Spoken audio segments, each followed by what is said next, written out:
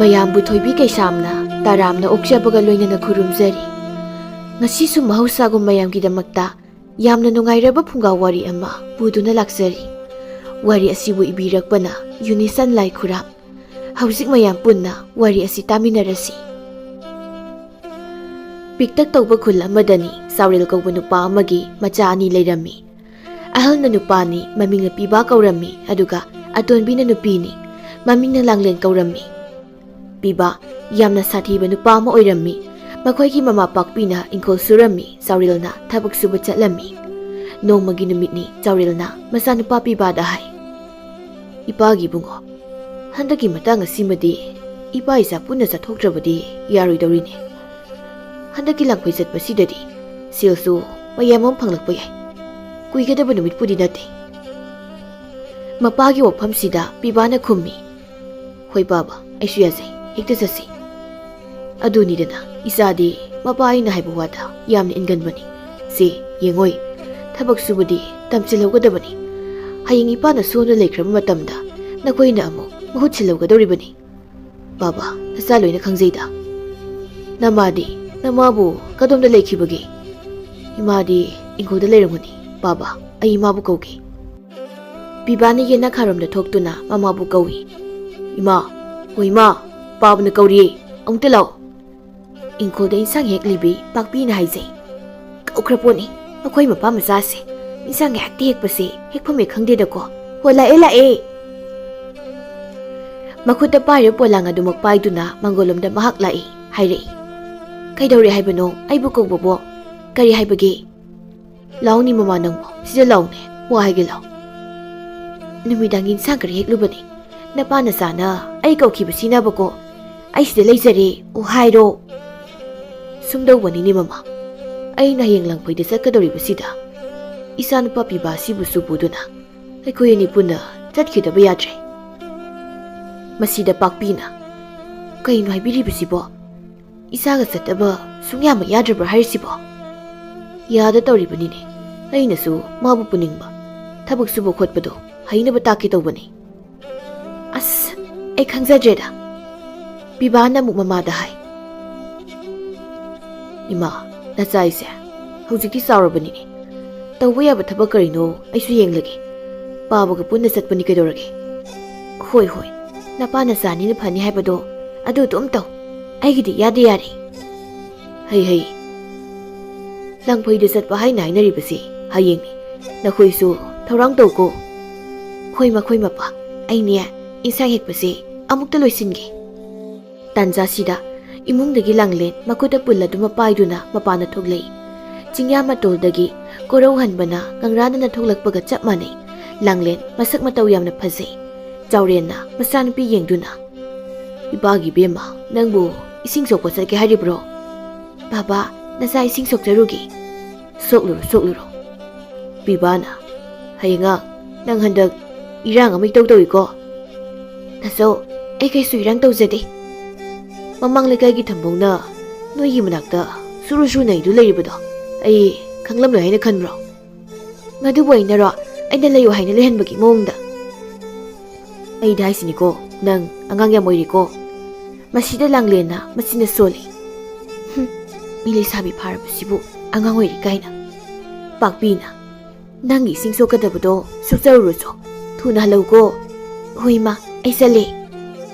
ꯂꯥꯡꯂꯦꯟ ꯄꯥꯏꯔꯤꯕ ꯄꯨꯟꯗꯣ ꯍꯥꯏꯗꯨꯅ ꯃꯣꯃꯣꯟ ꯅꯣꯛꯇꯨꯅ ꯆꯠꯈꯤꯔꯝꯃꯤ꯫ ꯆꯥꯎꯔꯦꯟ ꯃꯥꯒꯤ ꯃꯆꯥꯅꯨꯄꯤꯅ ꯆꯠꯈꯤꯕꯗꯨꯕꯨ ꯃꯨꯟꯅ ꯌꯦꯡꯗꯨꯅ ꯍꯥꯏꯖꯍꯧꯏ, "ꯑꯩꯒꯤ ꯑꯃꯠꯇ ꯄꯣꯛꯆꯕꯤ ꯏꯆꯥꯅꯨꯄꯤꯁꯤ ꯀꯌꯥꯗ ꯐꯖꯈ꯭ꯔꯕꯅꯤ ꯌꯦꯡꯉꯨꯅꯦ, ꯃꯄꯥ ꯑꯩ ꯂꯧꯗꯅ ꯌꯥꯝ ꯐꯖꯔꯦꯅꯦꯁꯦ." ꯃꯁꯤꯗ ꯄꯥꯛꯄꯤꯅ, "ꯀꯔꯤ? ꯑꯩ ꯂꯧꯗꯅ ꯏꯆꯥꯅꯨꯄꯤꯁꯦ ꯐꯖꯔꯤꯕꯅꯤꯅꯦ, ꯇꯨ ꯅꯪ ꯂꯧꯕ ꯏꯆꯥꯅꯨꯄꯥꯗꯨꯅ ꯑꯗꯨꯗ ꯅꯪ ꯃꯥꯜꯂꯒ ꯂꯩꯔꯤꯕꯗꯨꯅꯤ." ꯄꯤꯕꯥꯅ, "ꯏꯔꯩꯃ, ꯑꯗꯨꯕꯨ ꯋꯥꯅꯤꯅ." ꯑꯁꯤ ꯍꯥꯏꯔꯝꯗꯨꯅ ꯄꯤꯕꯥ ꯏꯃꯨꯡꯗ ꯆꯪꯈꯤ꯫ ꯆꯥꯎꯔꯦꯟꯅ, "ꯆꯨꯝꯕꯨ ꯆꯨꯝꯗ꯭ꯔꯣ? ꯂꯩꯀꯥꯏ ꯑꯁꯤꯅ ꯅꯆꯥꯅꯨꯄꯤꯁꯦ ꯃꯁꯤ ꯎꯕ ꯀꯥꯟꯗ ꯀꯔꯤ ꯍꯥꯏꯅꯩ? ꯏꯕꯦꯝꯃ ꯂꯥꯡꯂꯦꯟ ꯑꯁꯤꯗꯤ ꯃꯄꯥ ꯆꯥꯎꯔꯦꯜꯒ ꯃꯁꯛ ꯆꯞ ꯃꯥꯟꯅꯩ ꯍꯥꯏꯅꯗ꯭ꯔꯣ? ꯑꯗꯨꯅꯤ." "ꯍꯣ, ꯏꯅꯥꯁꯦ ꯄꯪꯅꯤ, ꯅꯣꯡꯃꯇꯕꯨ ꯇꯥꯖꯗꯦ. ꯃꯃꯥ ꯑꯩ ꯂꯧꯕꯤꯒꯤꯅꯤ ꯏꯆꯥꯁꯤꯅ ꯐꯖꯔꯤꯕꯁꯦ. ꯑꯩꯅꯦ ꯊꯕꯛ ꯊꯦꯡꯈꯤꯅꯤ, ꯏꯟꯁꯥꯡꯁꯦ ꯑꯃꯨꯛꯇ ꯍꯦꯛꯄ ꯂꯣꯏꯁꯤꯜꯂꯨꯈꯤꯒꯦ." "ꯍꯩ, ꯅꯨꯃꯤꯗꯥꯡꯗꯤ ꯏꯟꯁꯥꯡ ꯍꯧꯍꯟꯁꯤꯀꯣ, Hayang ayong ngantani yum thadokduna chatkhigedoribasi. Insang hauba hautaba haibadudi nupana khoigina khutta leiye. Pakpi ingkhol sangkhre langlen ningthisabi maithongni samlang aduna maithong nam haipet khumjili. Yengbada tarik ni panba thajana maithong khaibok nama khumjillaga tangkai amana nganba gummi. Asumda numit khuding ising sokpa numidang wairamda mahak chali. Thongalda thoibi leplami langlena kawi.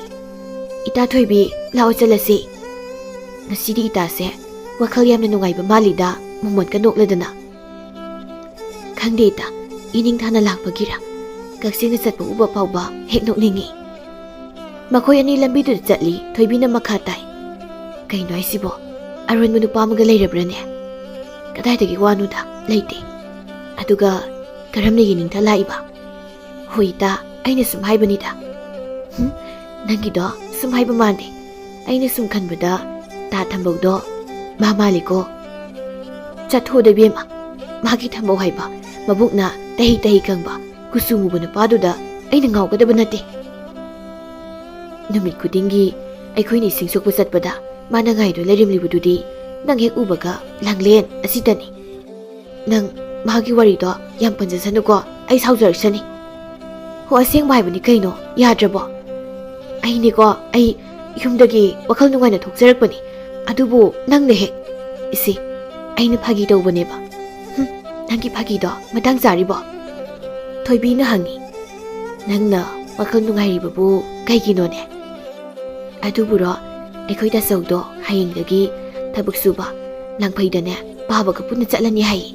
Adugini aina haraurisi da sau leirabadi keba khotpasu amata yade jinbagane khajik sangluraba leisabi parabra haiduna hekta nganglakadoriba ma leiradi ai ining tambapta phangdi. Masida thoibina maithongdo maksina ha ta chaubu langpaida chakhrani haiba. O thoibi ki thamoise kaireda ko e kaidorga haisibo. Nakhoi ta sausi aidi yamna pamse nupa yamna thui. Numit khudingi mabu unaba haiduna nakhoida laksabani. Ma sakhrabadi aidi kamai tongni. Bema nang yam yengning ko nangonda inama kaina kawbado ai ngamoi ko.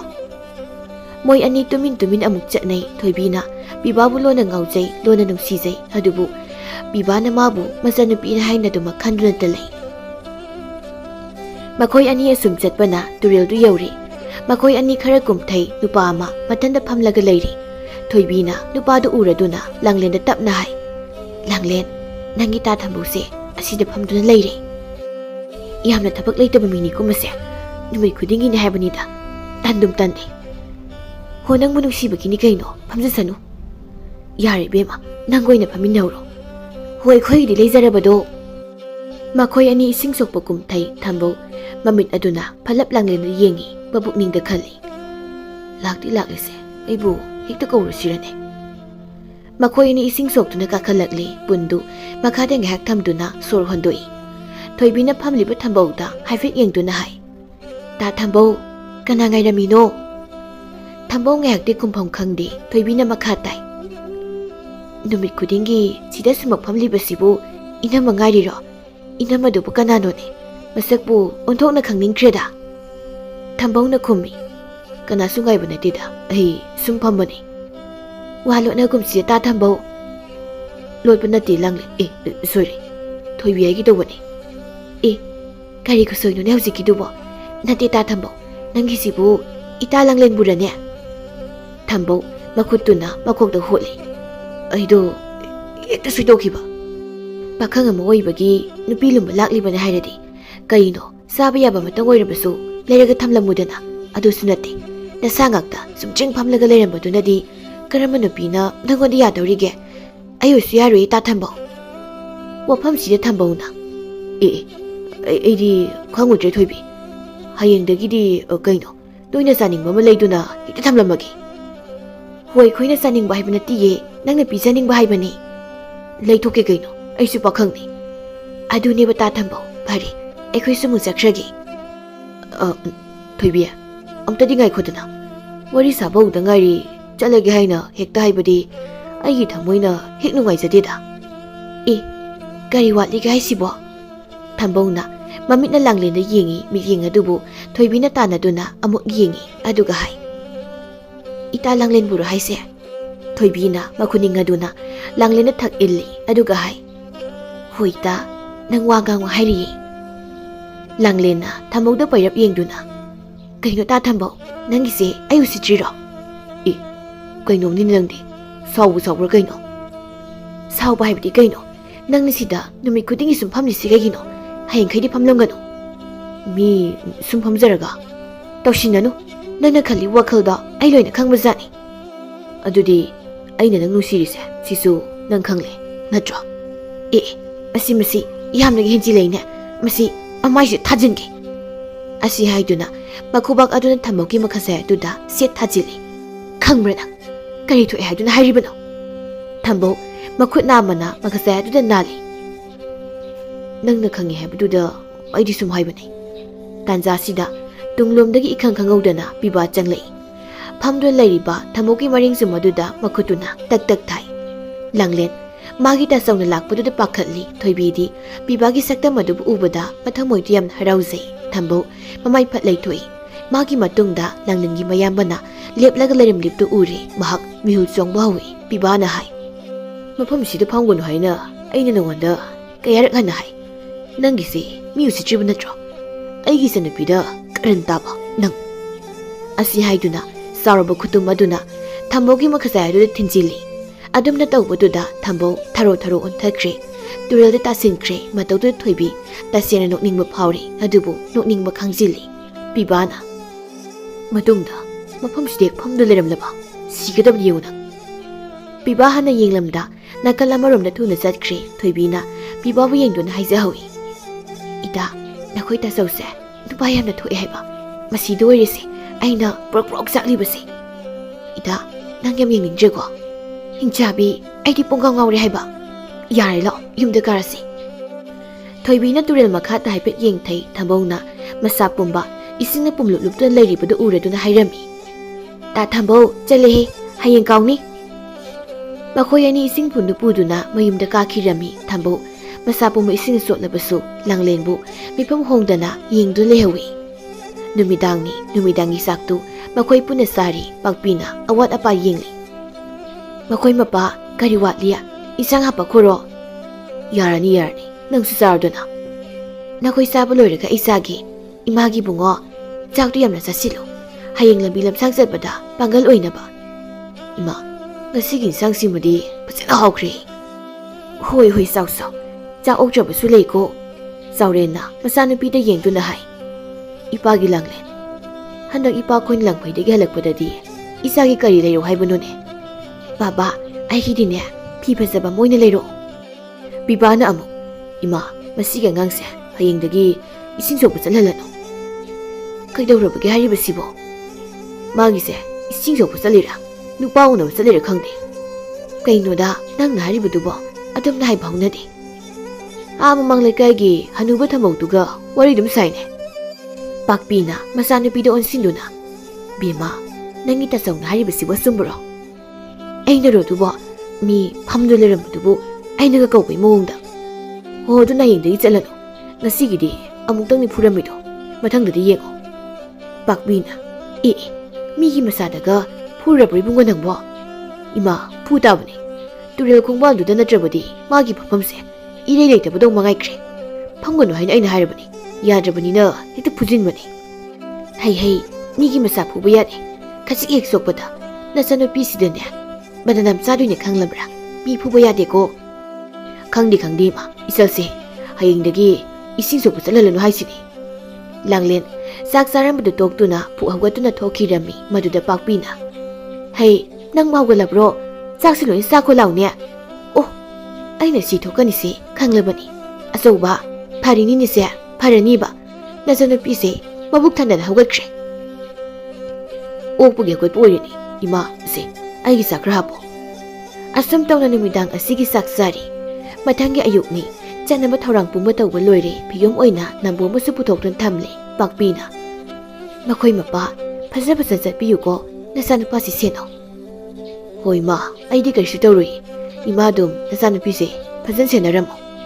Chaurena nachanupi de Bema, ipagi bemo, ipakoi satawrene, thulaune nangbo. Langlen mapana thole, sauren namuk makhatai. Namaga phazan leramuko, mapalipan pakna thokanu, namana haibe illo. Pakbina, hoi hoi, nakhoi da tikta kaidana, phazan yawna busatpiyo. Ibungo, adudi chanaba tawrasido. Hoi baba, nambo sima nasa yanzaraklage. Chanaba thaurang tawringai tanja sida, thoibi, makuta sayom ama paiduna thuna chensili, mahak na hai. Baba, chaladoiro. Thoibi, ipa khoi satawrene. Thoibi, mana prupa sayom adubu papada piduna hai.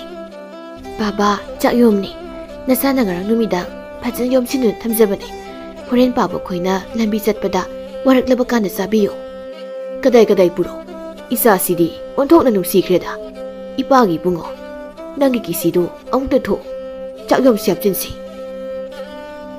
Bibana sakyom kisi thoi chakyom madubu manungda hapchili amuk kisili saurena. Aikhoida toina la ukonang isa langlen ga punna lemino. Ipa khoina halakpada isa gisu phi ma soida lerake. Adudi ipa khoyam chalukhige ko. Thoibi makholdo tapna.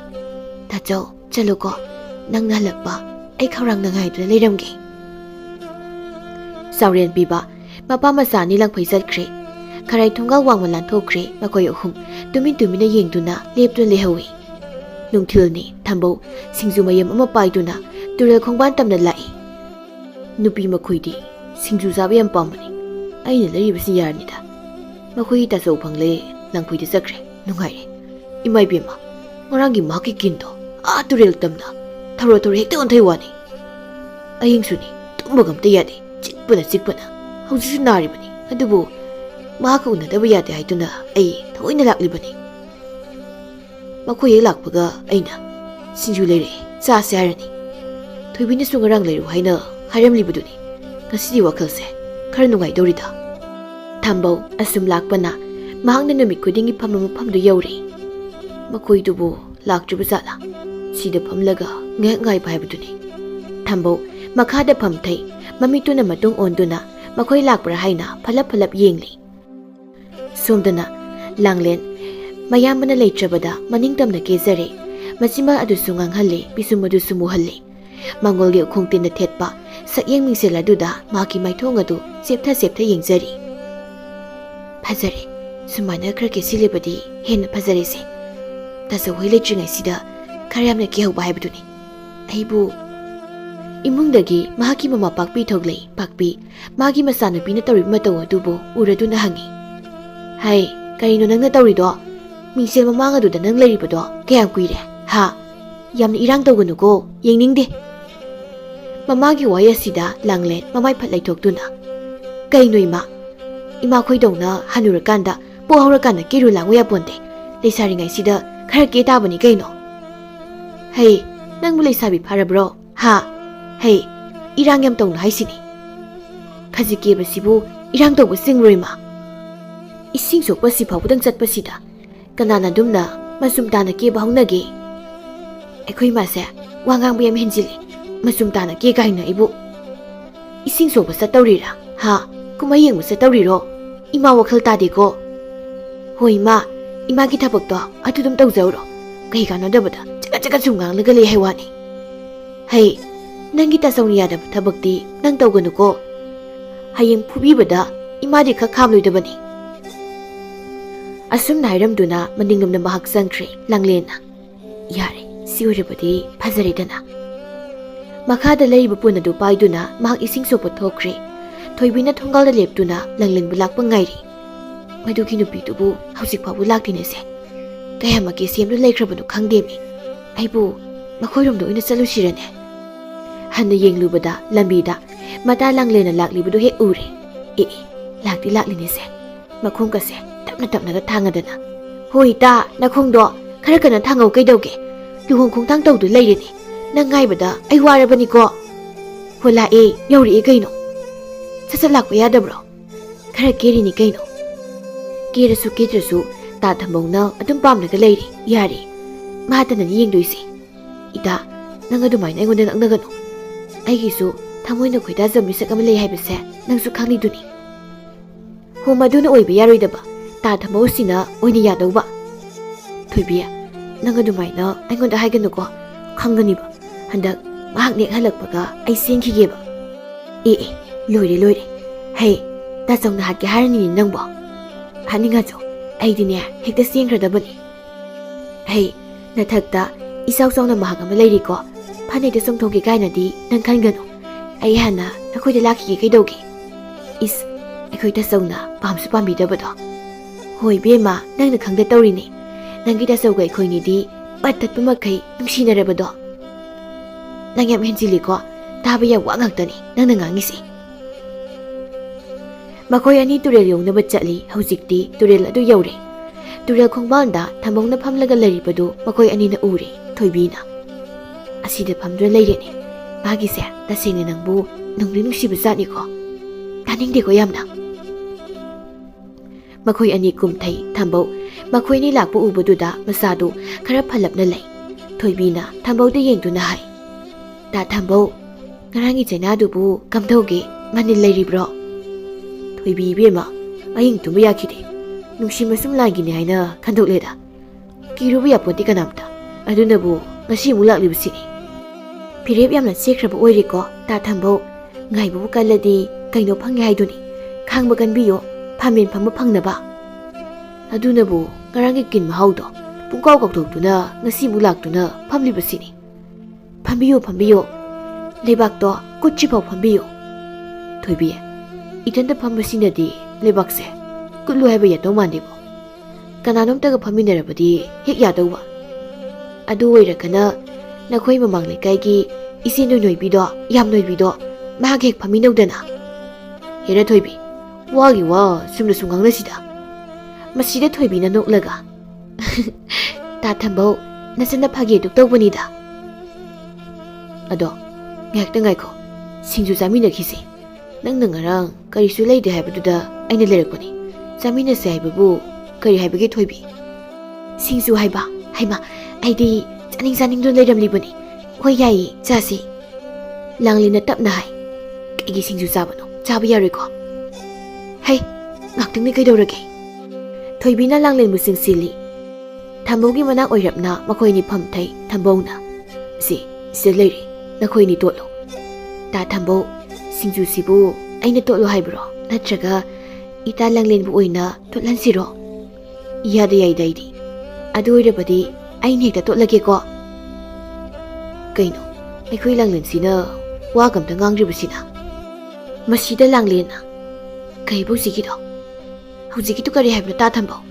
ꯑꯩꯈꯣꯏ ꯂꯥꯡꯂꯦꯟ ꯀꯥꯏꯅ ꯃꯇꯨꯡꯗ ꯑꯗꯨꯃꯥꯏꯅ ꯍꯥꯏꯖꯔꯛꯁꯅꯨ ꯁꯣꯏꯕ ꯑꯩꯁꯦ ꯍꯦꯛꯇ ꯁꯣꯏꯈꯤꯕꯅꯤ ꯂꯥꯡꯂꯦꯟ ꯇꯥ ꯊꯝꯕꯧꯅ ꯁꯤꯗ ꯁꯨꯝ ꯅꯨꯃꯤꯠ ꯈꯨꯗꯤꯡꯒꯤ ꯐꯝꯂꯒ ꯂꯩꯔꯤꯕꯁꯦ ꯅꯌꯨꯝꯗ ꯊꯕꯛ ꯑꯝꯇ ꯂꯩꯍꯧꯗ꯭ꯔꯣ ꯀꯩꯅꯣ ꯂꯥꯡꯂꯦꯟ ꯍꯧꯗꯣꯡꯅ ꯉꯥ ꯂꯨꯝꯕꯕꯨ ꯊꯕꯛ ꯂꯩꯇꯕꯒꯤꯅꯤ ꯍꯥꯏꯒꯦ ꯍꯥꯏꯔꯣ ꯃꯁꯤꯗ ꯊꯣꯏꯕꯤꯅ ꯅꯣꯛꯂꯗꯨꯅ ꯏꯁ ꯇꯥ ꯊꯝꯕꯧꯗꯤ ꯅꯍꯥꯟꯈꯩ ꯉꯥ ꯂꯨꯝꯂꯤꯕ ꯑꯣꯏꯔꯝꯂꯦ ꯍꯣ ꯇꯥ ꯊꯝꯕꯧ ꯀꯔꯤꯁꯨ ꯀꯥꯟꯅꯔꯣꯏꯅꯦ ꯈꯣꯏ ꯆꯨꯞꯄ ꯃꯤ ꯑꯃ ꯂꯩꯈ꯭ꯔꯦ ꯀꯩꯅꯣ ꯍꯥꯏꯁꯤꯕꯨ ꯊꯣꯏꯕꯤ ꯑꯁꯦꯡꯕꯒꯤꯔꯣ ꯃꯁꯥꯗ ꯍꯦꯛ ꯍꯪꯖꯔꯣ ꯂꯥꯡꯂꯦꯟꯅ ꯈꯨꯝꯃꯤ ꯅꯕꯨꯡꯉꯣ ꯃꯁꯛ ꯃꯇꯧ ꯐꯖꯕ ꯑꯃ ꯆꯥꯎꯊꯣꯛ ꯆꯥꯎꯅ ꯑꯩꯒꯤꯗꯃꯛ ꯂꯩꯈ꯭ꯔꯦ ꯃꯥꯒꯤꯗꯃꯛ ꯑꯩꯁꯨ ꯂꯦꯞꯈ꯭ꯔꯦ ꯍꯣꯡꯈ꯭ꯔꯔꯣꯏ ꯈꯣꯡꯐꯝ ꯑꯁꯤ ꯄꯨꯟꯁꯤꯁꯤꯃꯒꯤ ꯑꯣ ꯂꯥꯡꯂꯦꯟ ꯅꯪꯒꯤ ꯑꯗꯨꯒꯨꯝꯕ ꯈꯣꯡꯐꯝ ꯑꯩ ꯈꯪꯉꯤ ꯑꯩꯅ ꯈꯔ ꯁꯛ ꯊꯤꯕ ꯀꯨꯆꯨ ꯈꯔ ꯃꯨꯕ ꯄꯨꯛ ꯈꯔ ꯀꯪꯕꯁꯤꯗ ꯅꯈꯣꯏꯅ ꯑꯩꯕꯨ ꯅꯨꯡꯁꯤꯗꯕꯅꯤ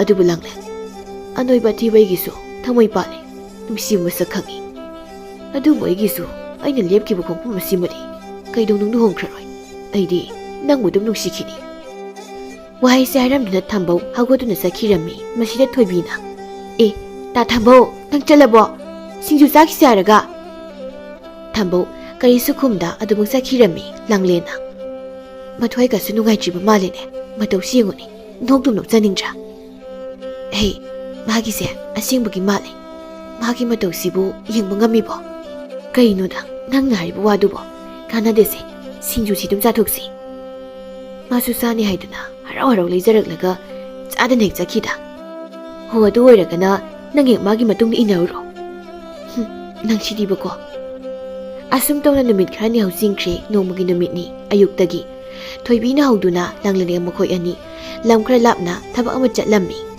Thoibi kariguma maram kharadagi mabok hoida numitum lehautaba yadri Thoibi na hai kamdauni abokse masakana ngamdadun leire ibokna ai leikro haire ngasi simadi ekhoini puna leikrasi nangadum lehauro ai chakragi lam basina galapasida nang thanda chatpado nungai roi hayeng oina akhoi ni halasi ima mathanda da leibado nungai roi adugi su mathakta pakhatkani nangnya anabasi manakta adum lehauro ai dum chakragi madu nungai roi hawani nangbo kisu tore kaidogi ta matamse phaniyam nangali basidi panglap lapasu nate phare ai dum chakragi ko mata thoibi na lei khoi basi yadam makai Langlen thoglakli mang mathanda yumna halakli lamhang kaya phaudna chatpa lambi ni adubu ma kari suki rudi matamdu numit chap yungi Langlen mahangna mathanta asum lai mahangna sumlak pasida lamang aduda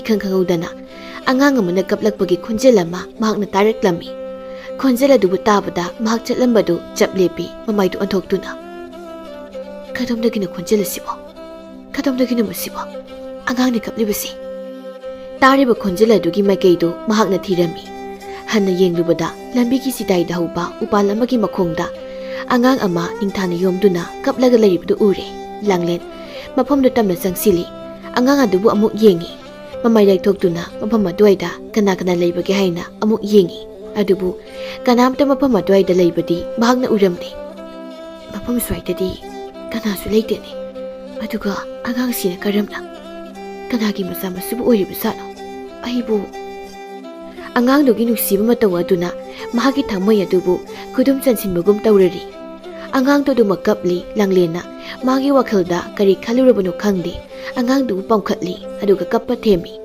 adumna mahang angang du hek pamkhatpaga angang du kaplambadu chaplep khirami kappa tokhrini se karamba mamampa angawbano haibane masabula manga sida asumna hondoktun thamlibasibo sana kaina sengkhraga kaino haibani oidoise masabu nusi khangtaba mapa se yamna leiba satni ko Langlen mafam aduda mi te lakpra haina ngihakti ngaijai adubu kana su mafam adu laklamde matang asida magi wakhalda asumna amuk khalai aina tawribasibu mi nei si ukraga karingda haina khanakhini kanano karingda su khangdaba ngang sibu aina karigi pampa angang si pamba yade asi khanduna pamliba angangdu amu ukhadu da thami ai sida kuni leithaba yade ai sakrage angang asi gaiga marimta leinade miyoi wakal phawriba kibasina Langlena angang adu pamba kiri angang adu su mafamdu thamlamduna mahak makhong thangdun tholakle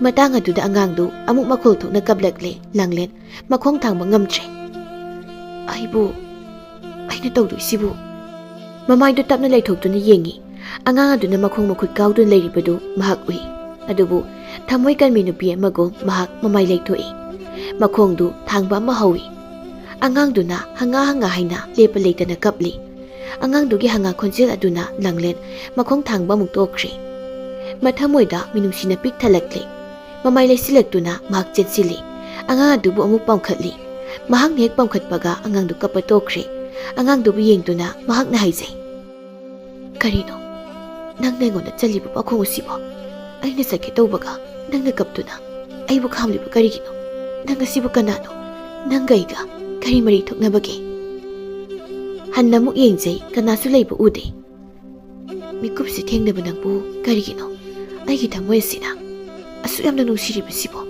he anga hayo nangbu kanano karigino nangna tumina leiriba nang neibu khamliba karigino Langlen mathanda wakal kaya makhanjai angang aduna magi thamoi pumu phajengkhre wakal kaya makhallaba tungda phare maraibak thirabi mahakbu aina nakolage miyamgi minok isa pumba ai khanglage he sor nanaibu thaujan biyu ko asum tawna Langlena angang adubu masa sakna nawyoklage khanduna buduna chatlammi asum lakpana mayum yausilakadawre leikai nupi ani khakna Langlena angang ama pamdu laklibadu hek urami madubu ubada makhoi anina hainai dudu yengune angang ama pamlibase kana oibazano nate thabalai magi sibu magi masako oibazalo oiramoida ngarang nahantani aiga thengnakhibado maduda karisu tawkhide adudi madau karamna angang asi ije yamna chingnei ko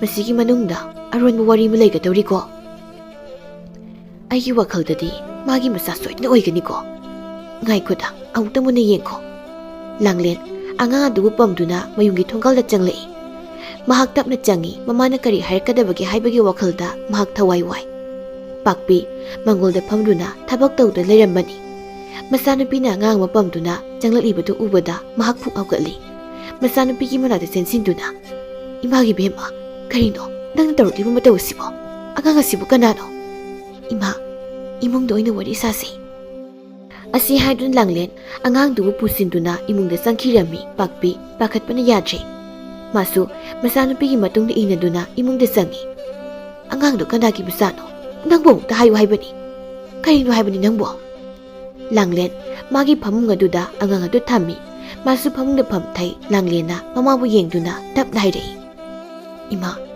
ita thoibido ahamabu khoida anaba ma yawgi lehori ai tan halakbani halakpagi lambiduda lamang aduda angangse kaptu leramba aina thengnaki mahakbu urubada ai thamoisida mahakbu nuksiba phauki mafam aduda kanasu lehudi ima angang asibu thamlamduna chatki haina tawbusu nacha ai ngamde angang asibu nungsiman khraduna nasana purakpani kari haiba madu yaroi nangbu ngaurabro karino nangna tawribasibo lekai gi mina khangkrabani ima isabu kari hainagani napana takrabadi nang kari oini masi kari gi nang khangde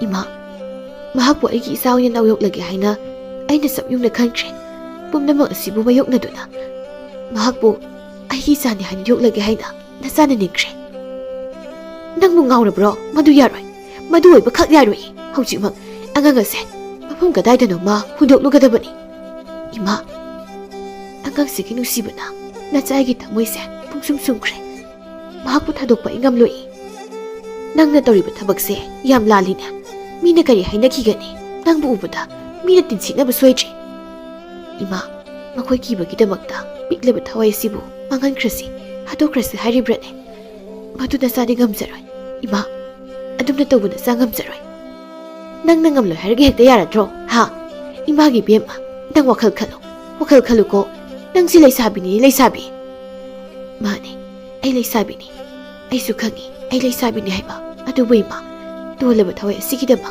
ai leisana mama oi pangamgani masanupigi wafam asida pakpi sawbani heman khiduna makut aduna masagi makhazai adu thajili sakai jana sigi nang karimta yengri karigino ha lekai mi nang laglaga nang kari khumgani nang mu okta bini haiduna chingthokthuna naru ko kibada imana kari to pangamgani pumnamakse nang kari su khanjiba karigino khanba yaba khalaba tungdani ma nasana sumna pirep lawjakhiba iruase kokhisano aibu makoina kayara khungoina sano angaga sikiba ma haibado ai oikrage langlen kapsai numidangi matamni mi pumnamak tumni himnakri pakpidi tumchi mana sumna tawraga hitiyagadab nate mahana tumlingai sida angang asibu aina puduna turelda langtharugani masina tana upai leiroi asumna khaladuna pakpi tapna hawgali masanupibu yengi ningaidan tumdu leiribdu uri tumlidana mana tumlingai sida tapna sangsili aduga phamungda leiriba angang adubu makuna pamkhali pakpi mamaya don thoki tawi matang asida langlena magi mon makhada thamba thangadu satoktuna magi mabung upadu thammi aduga haire ima karigumba ima leisabu ifamdigi thagi khalaba nasagi thawai siso khudak asida thare pakpi hanna yengthuri masana piduna thang paidu leiribdu uri pakpi yam pakhatna imagi langlen karino nangna tawribasibo thangno thado adumna tawgadune nangbo ima nachai na haijaribasini pumnamaki minok maisadi nachai khangba ngamgani adubu ima isa kainabagi maisakti nachai khangba ngamloi imagi langlen angangasi nangi nasana tena lama khangna phangba kanano karino khangdaba angangini mase langla langjil khangdaba angang oisaba tarabasu mabu hanba urumi khub aduda ꯑꯩꯒꯤ ꯊꯃꯣꯏꯅ ꯃꯥꯕꯨ ꯏꯆꯥꯅꯤ ꯍꯥꯏꯅ ꯈꯟꯈ꯭ꯔꯦ ꯑꯩꯒꯤ ꯏꯆꯥꯅꯤ ꯃꯍꯥꯛ ꯏꯃꯥ ꯏꯆꯥꯗꯣ ꯑꯩꯒꯤ ꯈꯨꯠꯇ ꯁꯤꯟꯅꯕꯤꯌꯨ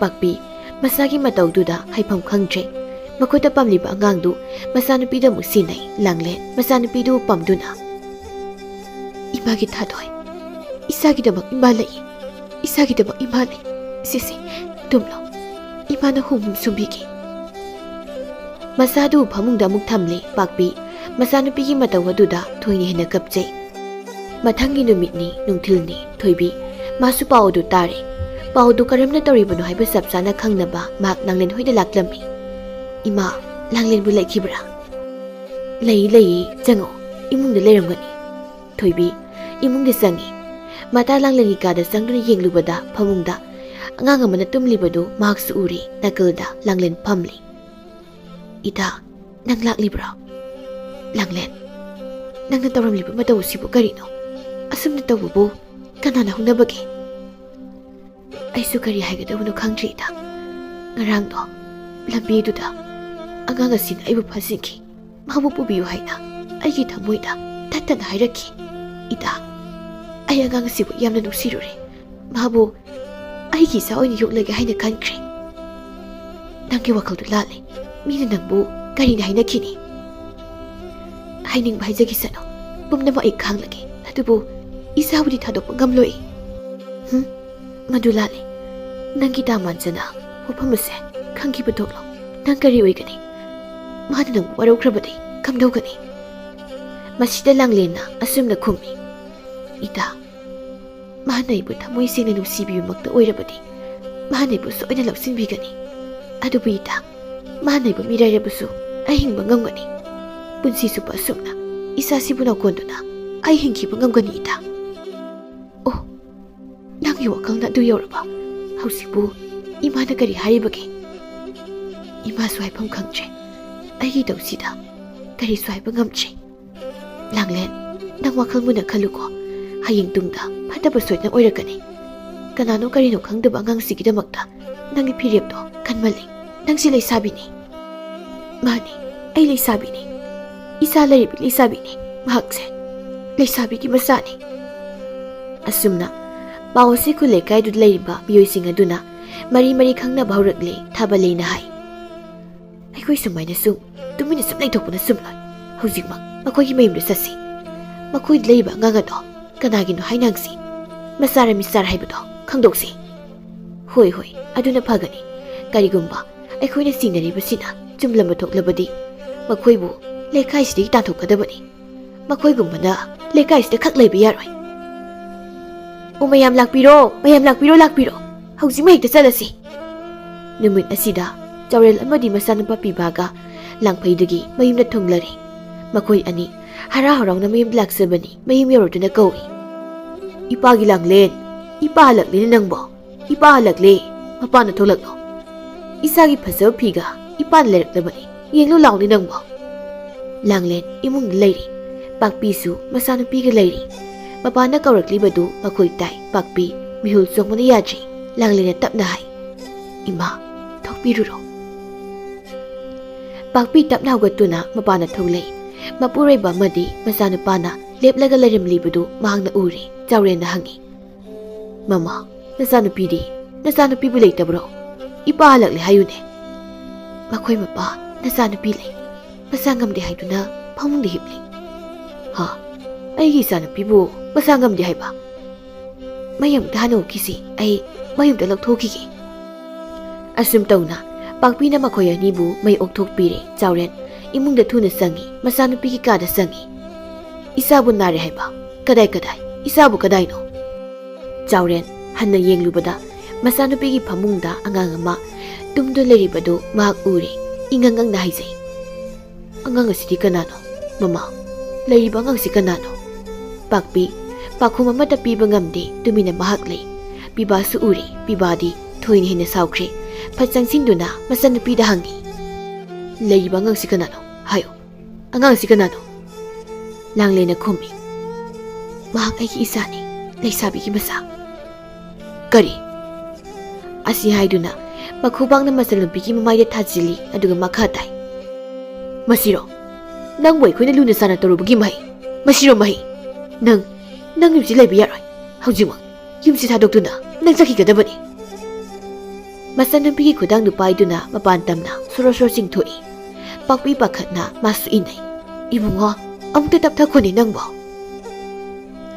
ꯃꯄꯥꯟꯗ ꯍꯦꯛ ꯊꯣꯛꯄꯒ ꯂꯩꯀꯥꯏꯒꯤ ꯅꯨꯄꯤ ꯀꯌꯥ ꯑꯃ ꯂꯥꯛꯏ ꯊꯥꯕꯜ ꯂꯩꯅ ꯃꯥꯡ ꯊꯥꯏ ꯏꯅꯝꯃ ꯁꯤꯗ ꯑꯃꯨꯛꯇ ꯊꯣꯛꯄꯤꯔꯣ ꯋꯥ ꯈꯔ ꯍꯪꯖꯕ ꯇꯥꯔꯦ ꯄꯥꯛꯄꯤ ꯇꯞꯅ ꯊꯣꯛꯏ ꯑꯗꯨꯒ ꯍꯥꯏ ꯏꯕꯦꯝꯃ ꯀꯔꯤ ꯍꯪꯕꯤꯒꯗꯕ ꯅꯆꯥꯅꯨꯄꯤꯅ ꯌꯨꯝꯁꯤꯗ ꯄꯨꯁꯤꯜꯂꯛꯇꯨꯅ ꯊꯝꯂꯤꯕ ꯑꯉꯥꯡꯁꯤ ꯀꯅꯥꯅꯣ ꯑꯉꯥꯡ ꯑꯁꯤ ꯅꯆꯥꯅꯨꯄꯤꯒꯤ ꯑꯔꯣꯟ ꯃꯆꯥꯅꯤ ꯍꯥꯏꯅ ꯂꯩꯀꯥꯏꯅ ꯍꯥꯏꯅꯔꯤꯕꯁꯤ ꯇꯁꯦꯡꯅ ꯆꯨꯝꯂꯕ꯭ꯔꯣ ꯅꯨꯄꯤ ꯑꯃꯅ ꯑꯃꯨꯛ ꯍꯥꯏꯔꯛꯏ ꯍꯥꯏꯌꯨ ꯍꯥꯏꯌꯨ ꯑꯁꯦꯡꯕꯗꯣ ꯍꯥꯏꯌꯣ ꯃꯌꯥꯝ ꯄꯨꯟꯅ ꯇꯥꯅꯕ ꯄꯥꯛꯄꯤꯅ ꯑꯁꯨꯝꯅ ꯍꯥꯏ ꯂꯦꯡꯕꯤꯔꯛꯂꯤꯕ ꯃꯌꯥꯝ ꯄꯨꯝꯅꯃꯛ ꯑꯩꯒꯤ ꯋꯥꯁꯦ ꯑꯃꯨꯛꯇ ꯇꯥꯕꯤꯌꯨ ꯑꯉꯥꯡ ꯑꯁꯤ ꯀꯅꯥꯅꯣ ꯀꯔꯤꯅꯣ ꯍꯥꯏꯕ ꯑꯩꯈꯣꯏ ꯈꯪꯖꯗꯦ ꯏꯆꯥꯅꯨꯄꯤꯅ ꯂꯝꯕꯤꯗ ꯍꯜꯂꯛꯄꯗ ꯑꯉꯥꯡ ꯑꯁꯤ ꯃꯊꯟꯇ ꯎꯈꯥꯝꯕꯒꯤ ꯃꯈꯥꯗ ꯀꯞꯇꯨꯅ ꯂꯩꯔꯝꯃꯤ ꯍꯥꯏ ꯃꯤꯑꯣꯏꯕꯒꯤ ꯃꯤꯅꯨꯡꯁꯤ ꯍꯥꯏꯕꯗꯨ ꯄꯣꯛꯇꯨꯅ ꯏꯆꯥꯅꯨꯄꯤꯅ ꯑꯉꯥꯡ ꯑꯁꯤ ꯌꯣꯛꯂꯒꯦ ꯍꯥꯏꯗꯨꯅ ꯌꯨꯝꯁꯤꯗ ꯄꯨꯔꯛꯈꯤꯕꯅꯤ ꯃꯁꯤꯗ ꯊꯥꯕꯜꯂꯩꯅ ꯈꯨꯝꯃꯤ ꯏꯅꯝꯃ ꯅꯆꯤꯟ ꯊꯤꯅꯨ ꯅꯆꯥꯅꯨꯄꯤꯒꯤ ꯑꯃꯣꯠꯄ ꯂꯤꯆꯠꯄꯨ ꯐꯤꯅ ꯈꯨꯝꯗꯨꯅ ꯊꯝꯒꯦ ꯍꯥꯏꯅ ꯈꯟꯒꯅꯨ ꯑꯉꯥꯡꯁꯤꯒꯤ ꯃꯄꯥ ꯀꯅꯥꯅꯣ ꯍꯥꯏꯌꯨ ꯁꯦꯡꯅ ꯍꯥꯏꯕꯅ ꯑꯐꯕ ꯑꯣꯏꯒꯅꯤ ꯃꯌꯥꯝ ꯑꯩꯅ ꯍꯥꯏꯖꯔꯤꯕꯁꯤ ꯑꯁꯦꯡꯕ ꯋꯥꯐꯝ ꯉꯥꯛꯇꯅꯤ ꯃꯁꯤꯗ ꯑꯔꯥꯟꯕ ꯑꯃꯠꯇ ꯌꯥꯎꯖꯗꯦ ꯅꯪꯅ ꯑꯗꯨꯝ ꯍꯥꯏꯔꯒ ꯑꯩꯈꯣꯏꯅ ꯍꯦꯛꯇ ꯊꯥꯖꯒꯗꯕ ꯅꯠꯇꯦ ꯅꯆꯥꯅꯨꯄꯤꯗꯨ ꯀꯧꯊꯣꯔꯛꯑꯣ ꯆꯤꯡꯊꯣꯔꯛꯑꯣ ꯋꯥ ꯍꯪꯒꯦ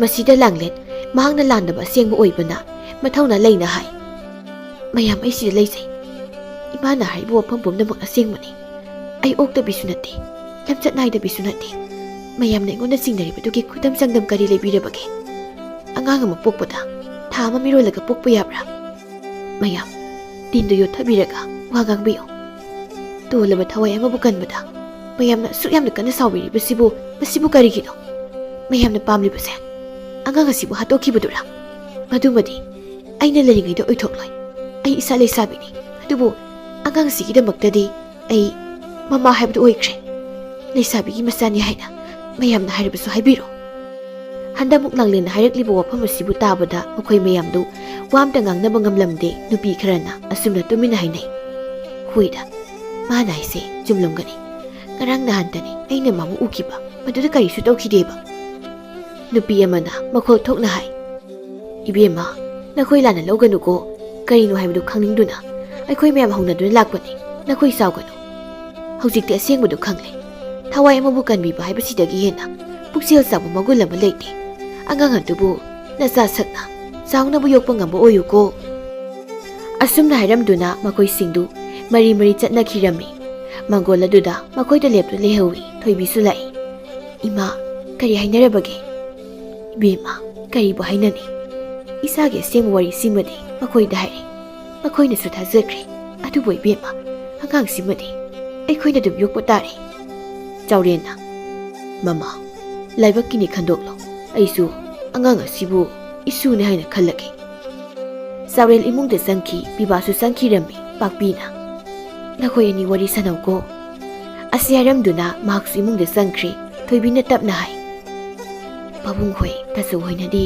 ꯀꯔꯤ ꯍꯥꯏꯔꯤꯒꯦ ꯃꯈꯣꯏꯁꯨ ꯌꯥꯝꯅ ꯁꯥꯎꯔꯝꯃꯤ ꯍꯧꯖꯤꯛꯄꯨꯗꯤ ꯏꯪꯊꯈ꯭ꯔꯤ ꯈꯪꯗꯦ ꯇꯧꯔꯤꯁꯦ ꯆꯩꯔꯛ ꯑꯁꯤꯗ ꯗꯥ ꯃꯥꯟꯖꯅ ꯍꯧꯖꯤꯛꯃꯛ ꯊꯣꯛꯂꯛꯎ ꯍꯥꯏꯅ ꯄꯥꯎꯁꯤ ꯂꯩ ꯁꯤꯅ ꯀꯃꯥꯏꯅ ꯇꯧꯕ ꯃꯥꯟꯖ ꯄꯜꯂꯛꯄꯁꯤꯗ ꯃꯍꯥꯛ ꯂꯥꯛꯂꯕ꯭ꯔꯥ ꯃꯍꯥꯛꯄꯨ ꯀꯗꯥꯏꯗ ꯂꯩꯍꯧꯕꯒꯦ ꯅꯈꯣꯏꯅ ꯎꯟꯅꯕ ꯃꯐꯝꯗꯨꯗ ꯃꯍꯥꯛ ꯂꯩꯔꯝꯒꯦ ꯍꯥꯏꯅ ꯍꯥꯏꯔꯝꯃꯤ ꯀꯝꯗꯧꯁꯤꯒꯦ ꯃꯥꯕꯨ ꯍꯜꯂꯛꯄ ꯑꯩ ꯈꯧꯔꯥꯡꯅ ꯉꯥꯏꯔꯤꯕꯅꯤ ꯑꯩ ꯃꯥꯕꯨ ꯎꯅꯕ ꯆꯠꯀꯅꯤ ꯑꯩ ꯍꯧꯖꯤꯛꯃꯛ ꯆꯠꯀꯅꯤ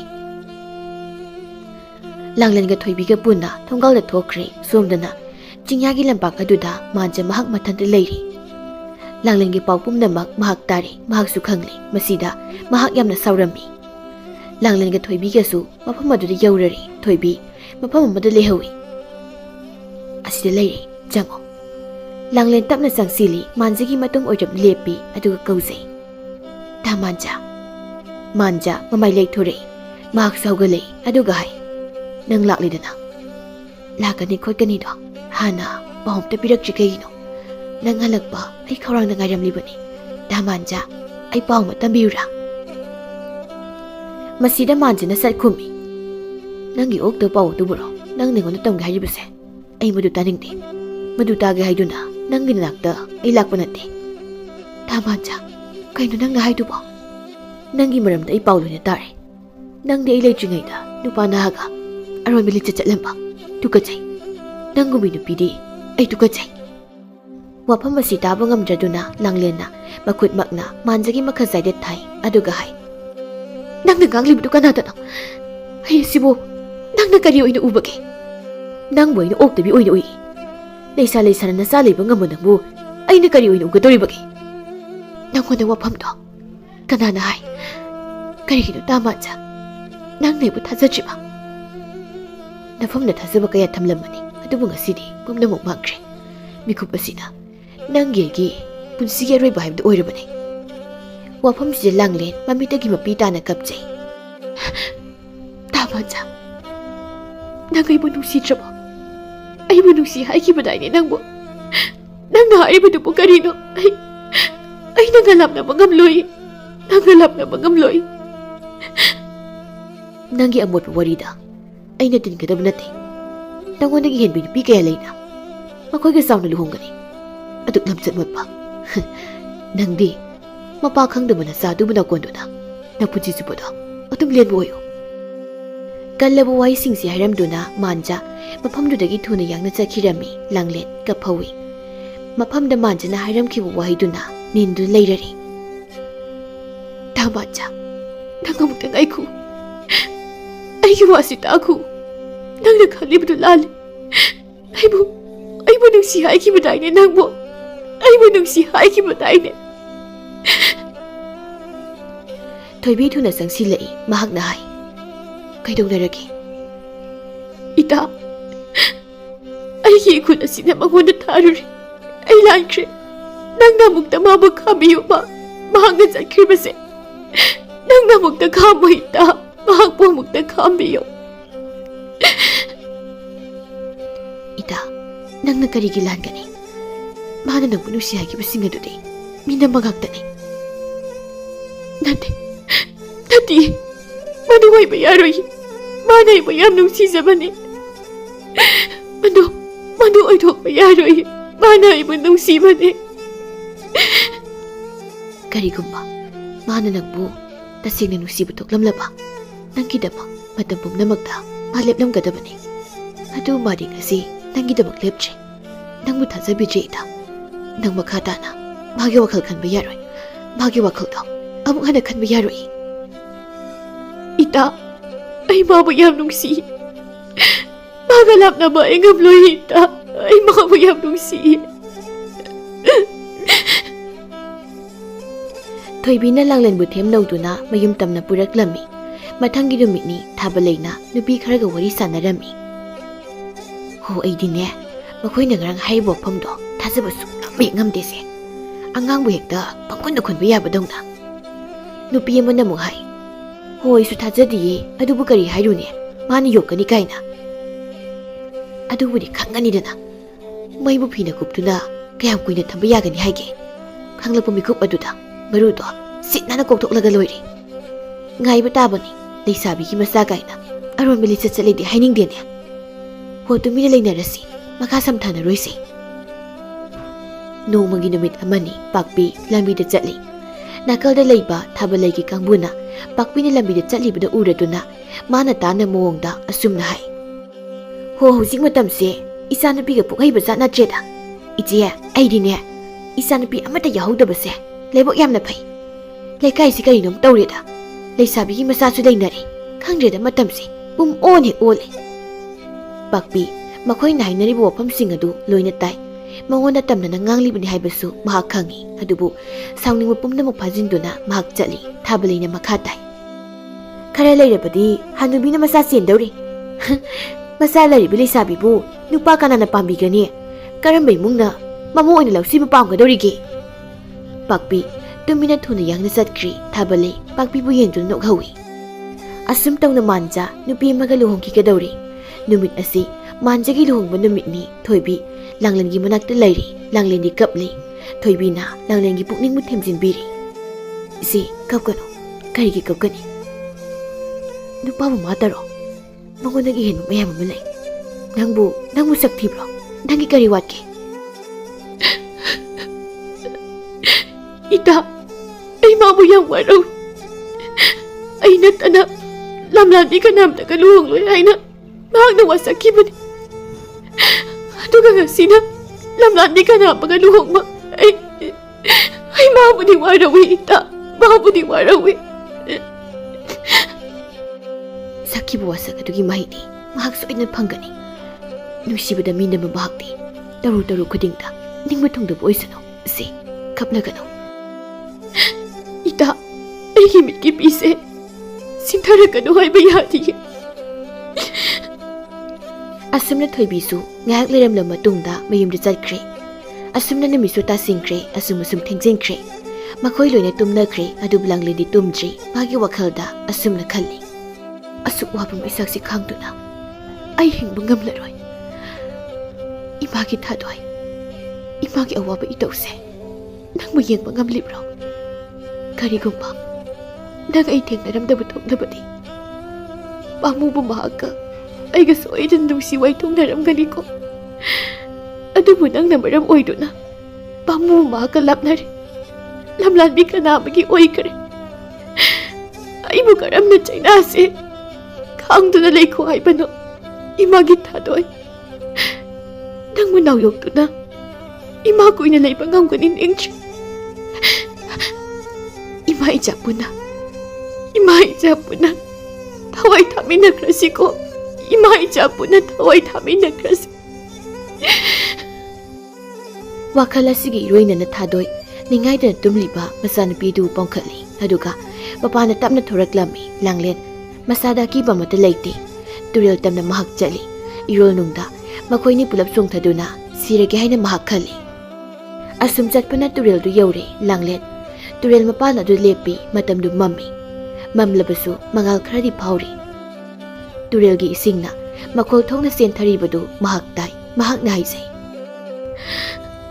he iraukol nangi iraukol marakta kaira bai gi thamagi makol asisu tingkrasan konjil aniduna amat oina painkrasan ai makata ni hingdingch he turel nangna imai jani gi thawaibu laubiyu ko asi haidun turel da hek jongthagi tawbaga magi kutta kanano mana phaduna kana singthoi madu langlen madungna sat ondoktuna yengi kanano nang kanano nupa makhakni mahakna hai aini ta thambokni ta thambau karino nang taramlibasibo nang mungaurabro ai gaure ai se gaure nung siba kaina bagi maichakna ai pungau gaure ai se angau bi oire ai se gaure bine nang sakhrabadi ai su nangumna ngauba haibdu oiroiro langlen ai di nang munu siri nangi punsida amapu masu kayana sangjin sano ai di nang budu muk nusigi gani ta thambao nang siba yadene nangi damak ai lei nangi na sabu lei sabi masani haina loi nang nabu ya birabadi angang sigi mapado ai oi bangam gani langlen thambao gi wai singa sitabde kapjei mabukning na penjei matam pumnamakta mahangna tathina khankiba thambao na magi liraba tanpham asida magi damak lepireri langlen thambao ge sing manu sibada maithiri ta thambao ai na phamda laikre na phamda ilangre ta thambao ai langre si matam si thengli ai khoini puni sakrasi ahinga du thambao na langlen gi makhudangu paiduna buduna mayum tamna sakhirami